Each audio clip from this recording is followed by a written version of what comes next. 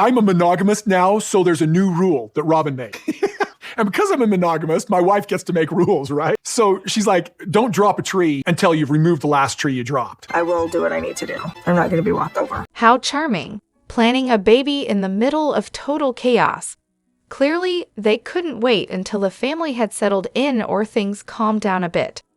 Nope, they just had to add another kid to the mix, while everyone else was drowning in stress and struggling with the move. And don't even get me started on the kids, including the 13 they already had.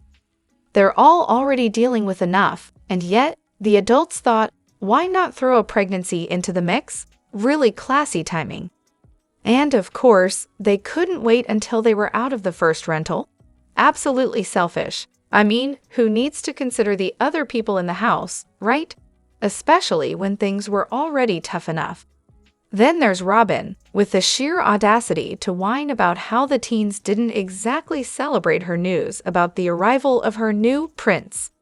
How dare they not throw a parade? The nerve. Meanwhile, Meri gets constantly vilified for wanting a 3-bedroom rental in Vegas, because clearly that's the biggest problem here. Janelle and Kody love to go on about the financial strain of it all, but not a word about adding yet another mouth to feed at the same time. Funny how that doesn't come up in the money problems conversation. And let's not forget how this whole narrative gets pushed as if it's the most natural thing in the world.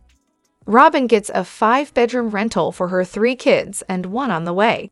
Silence, crickets, no mention, and Janelle? She gets a rental with a giant pool, and Christine has a 5-bedroom place too. But hey, sure, Meri wanting a 3-bedroom place is the real issue here. Makes total sense. We've got so much to dive into today, so let's not waste any time. Let's jump straight into it. Hey everyone, what's up? It's Elena here, and welcome back to my channel Reality Nexus X. As much as I've rolled my eyes at the endless wedding content this season, especially since we already had a whole wedding special just a year ago, I have to admit, after watching this latest episode, I realized a couple of things. 1. I would gladly sit through a million hours of wedding footage before enduring even 2 minutes of Kody and Robyn doing absolutely nothing and having the same pointless conversations over and over. And 2, the actual wedding itself. It was just really beautiful. Watching the family come together and seeing how genuinely happy everyone was honestly heartwarming. I might have shed a few happy tears. That said, as much as I'm relieved the wedding drama is finally over, it still felt good seeing all the kids there, smiling and full of joy. Though I could have definitely done without the lap dance reappearing. Some things are better left forgotten. But honestly, aside from that little blip, it was really nice to relive some of those moments. Producers, seriously, I just watched the latest episode, and I'm honestly insulted that we had to sit through the wedding episode again. But what really pushed me over the edge was the scene with the 3 girls getting Christine her something borrowed, something blue. Why in the world did Isabel and Aspen need to repeat, verbatim, what they gave her in the confessional? Was it really necessary to drag that out? The endless repetition and over-the-top description of everything that happens on this show is honestly baffling. At this point, it's clear we need new producers who know how to cut out the filler. And don't even get me started on the 2-year-old show formula. A 10-minute previously on Sister Wives recap? Really? 5 minutes of next on Sister Wives. And then every single person needs to tell us exactly what they're doing and saying. It's like watching a walking, talking, low-budget advertisement. It's beyond insulting. Sorry for the rant, but honestly, this is without a doubt the most poorly put together reality show I've ever seen. Now, on to the wedding again. This horse has been beaten into the ground and then some. We all know TLC has this fun little clause where they get first dibs on publishing any photos or videos of events they fund, like a wedding. Jill Duggar even mentioned it in her book, so of course they were going to air a wedding special, because they couldn't possibly let Christine post her wedding photos until TLC had their turn. And let's not forget the behind-the-scenes drama. It's obvious a lot had to be cut out, thanks to the tragedy surrounding Garrison. Even if it wasn't all Kody versus Garrison stuff, I'm pretty sure they wiped out anything involving Garrison. And we definitely didn't get to see Kody and Robyn talking about their ongoing fights with some of the kids. Most of the family probably didn't want to do any reshoots or talking head interviews right after Garrison's passing, so what we got left was more wedding footage. But honestly, none of this is new. The show has always been like this. It's impossible to rewatch without getting annoyed by how they take the same 5 minutes of footage and stretch it out for an hour, showing it from every angle possible. I get that everyone's frustrated, but this has been the formula since season 1. Same old, same old. So maybe I'm the bad guy here, but I'm watching Sister Wives, season 5, to be exact. And as much as I sort of feel bad for Meri, I can't help but think she's really milking this whole "I only have one child" pity party. It's like, okay, we get it. You're the only wife who didn't have a whole football team's worth of kids, and that's rough. But now it's starting to feel like every decision she makes is wrapped up in this sob story. She's practically making a shrine to poor Meri in the form of her new home. And sure, I get that she deserves a house that reflects her hard work, but why all the extras?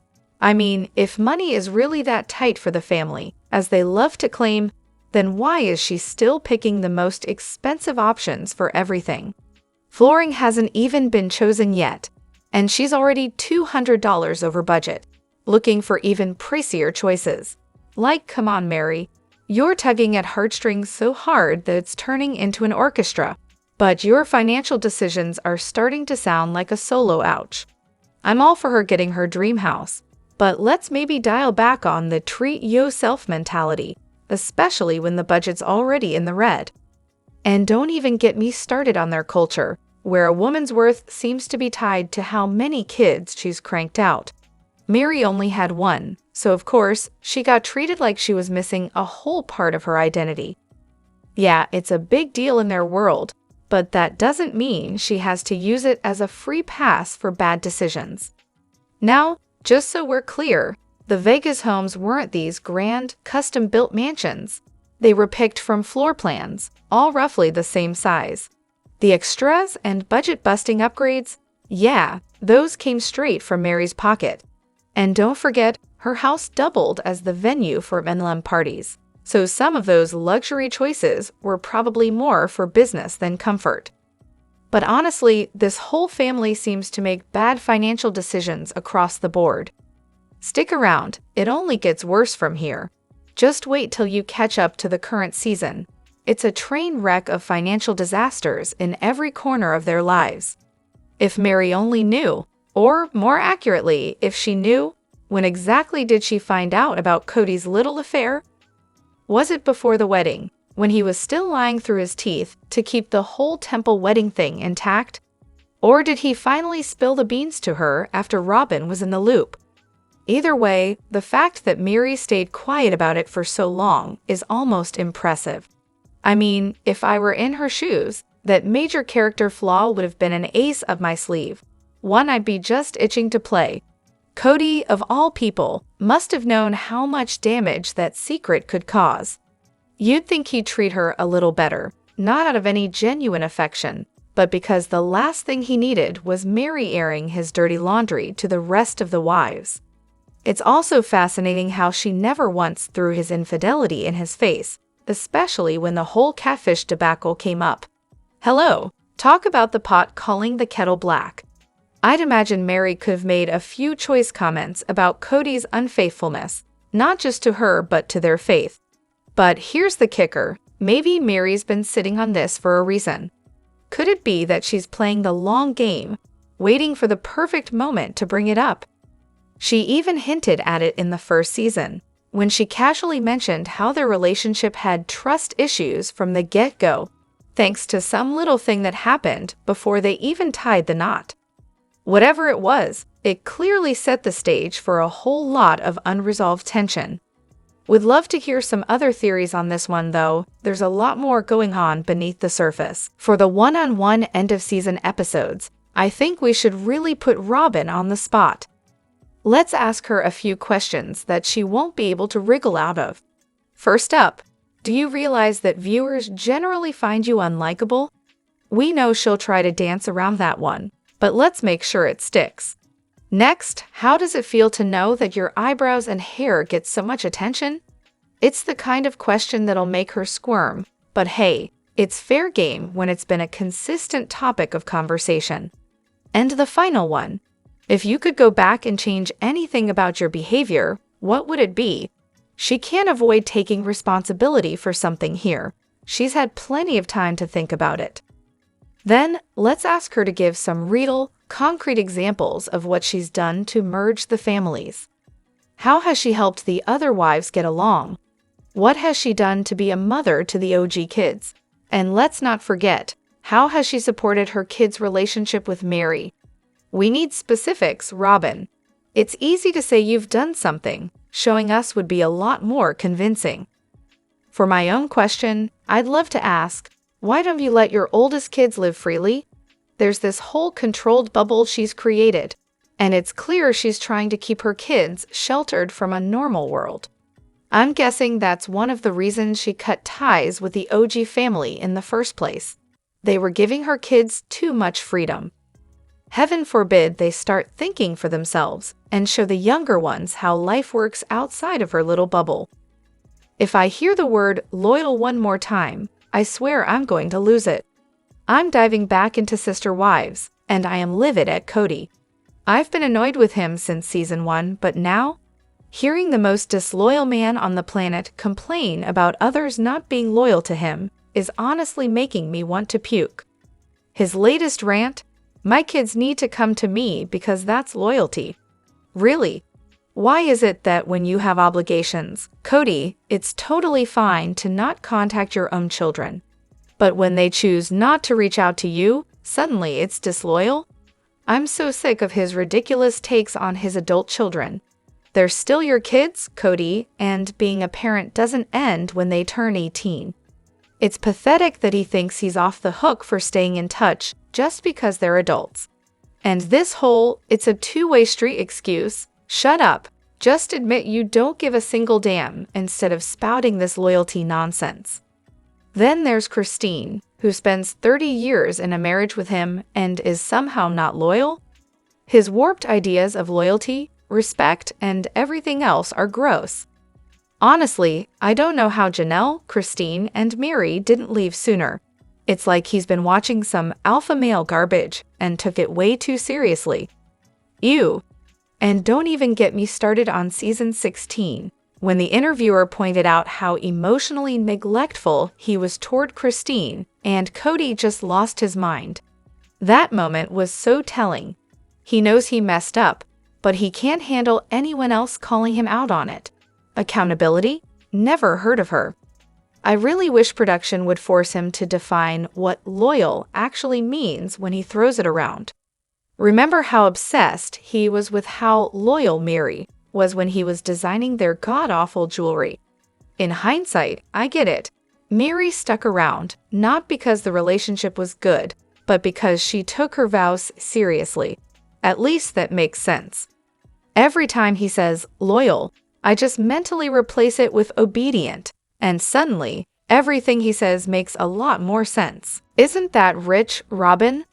Robyn, the mother who's done such a stellar job of mothering her adult daughters that they're practically incapable of breathing without her approval.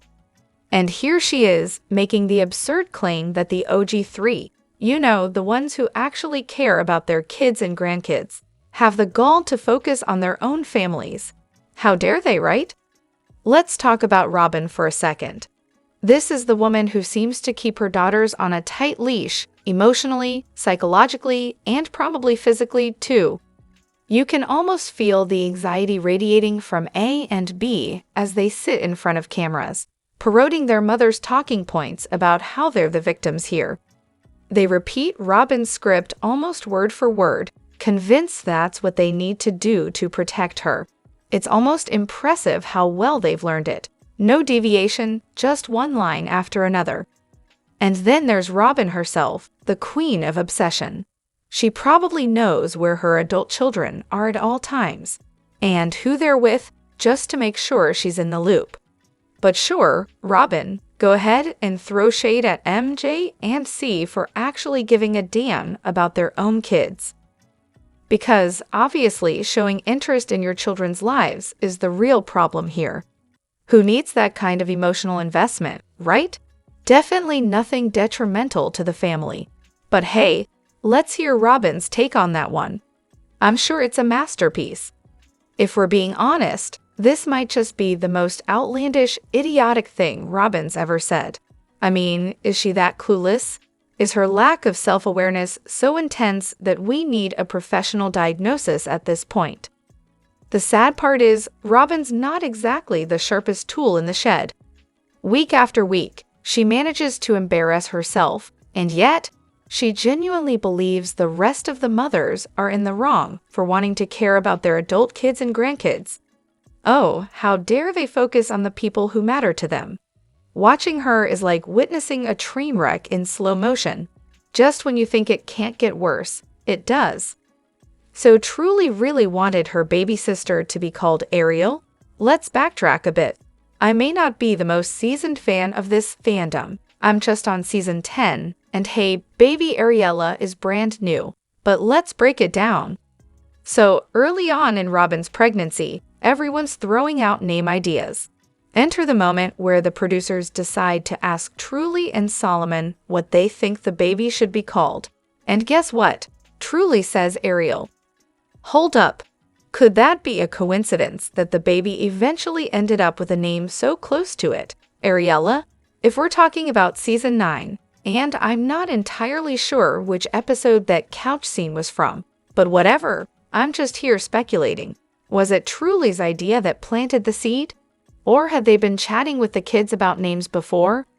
It's a mystery we'll likely never solve, but I really want Truly to get some credit for calling the name before it even became a thing. I mean, this girl was ahead of the game. And let's be real, I'm pretty sure she just wanted another Disney princess in the mix.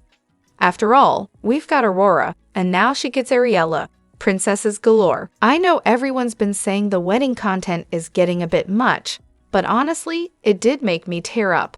I can't help it. Seeing people genuinely living their best life just hits me right in the feels. I've poured years into this family, and to finally see them thriving and figuring out who they are, it's emotional. It's easy to overlook or even scoff at when you've had the luxury of figuring yourself out your whole life. I really hope Christine's found her ride or die this time around. And let me tell you, the flash mob totally got me choked up. I'm pretty sure Christine was the one who kicked off these kinds of big, bold gestures for the family, so seeing someone do it for her was just really sweet. Every single time Robyn tries to convince Kody to work on his marriage with Janelle, episode 16, I'm honestly floored. I know I shouldn't be, but I just can't help it. Kody is practically waving a flag saying, "I'm done," while happily moving on with her, Robyn. And yet, she just won't stop. Well, what if you went to therapy? She suggests, completely ignoring the fact that Kody just stated very clearly that Janelle has zero interest in being with him. I mean, how can someone be this oblivious? It's like watching someone trying to solve a puzzle with pieces from the wrong box. It's honestly unbelievable. It's almost as if she can't let go of the fantasy. I get it, but at some point, it's time to face reality. This is seriously starting to feel uncomfortable, like she's stuck in a loop she can't escape from. And let's be real, she's clearly putting on a show for the cameras. It's all part of her master plan to push Kody out of the original family. All this "I'm so devoted to polygamy" act? Yeah, that's her way of proving to us how much she really wanted it. We're just here for the spectacle at this point. Let me know what you think in the comments. Don't forget to hit that like button and subscribe to my channel. I'll see you in the next video. Take care and much love to you all.